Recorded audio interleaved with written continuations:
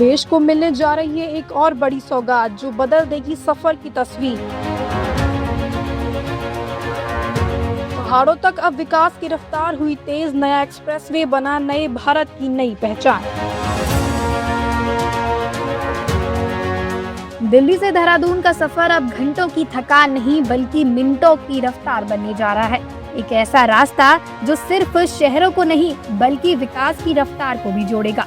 आइए जानते हैं क्या है इस एक्सप्रेसवे की खासियत इस रिपोर्ट में। देश के इंफ्रास्ट्रक्चर को नई रफ्तार देने वाला दिल्ली देहरादून एक्सप्रेसवे अब जनता के लिए खुल चुका है।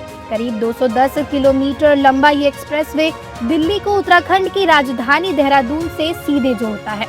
इस एक्सप्रेसवे का रूट दिल्ली के अक्षरधाम से शुरू होकर बागपत, शामली, सहारनपुर होते हुए देहरादून तक जाता है। इससे पहले जहां इस सफर में 6 से 7 घंटे लगते थे, अब वही दूरी महज 2.5 से 3 घंटे में पूरी होगी। बेहतर कनेक्टिविटी का उत्तराखंड के विकास से गहरा नाता है। करीब 12,000 करोड़ रुपए की लागत से बना ये 6 लेन एक्सप्रेसवे भविष्य में 8 लेन तक बढ़ाया जा सकता है।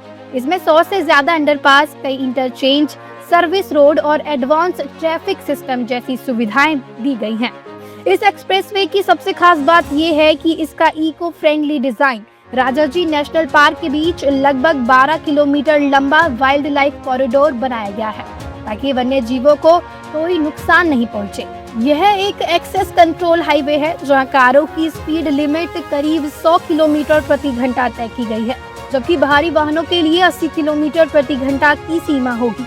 सुरक्षा को ध्यान में रखते हुए इस एक्सप्रेसवे पर साइकिल, ऑटो और धीमी गति वाले वाहनों की एंट्री पर रोक लगाई गई है। इस एक्सप्रेसवे पर टोल टैक्स फास्टैग के जरिए लिया जाएगा और खास बात यह है कि 24 घंटे के अंदर वापसी करने पर टोल में छूट भी मिलेगी। इस प्रोजेक्ट से न सिर्फ सफर आसान होगा बल्कि टूरिज्म, व्यापार और रोजगार के नए अवसर भी बढ़ेंगे।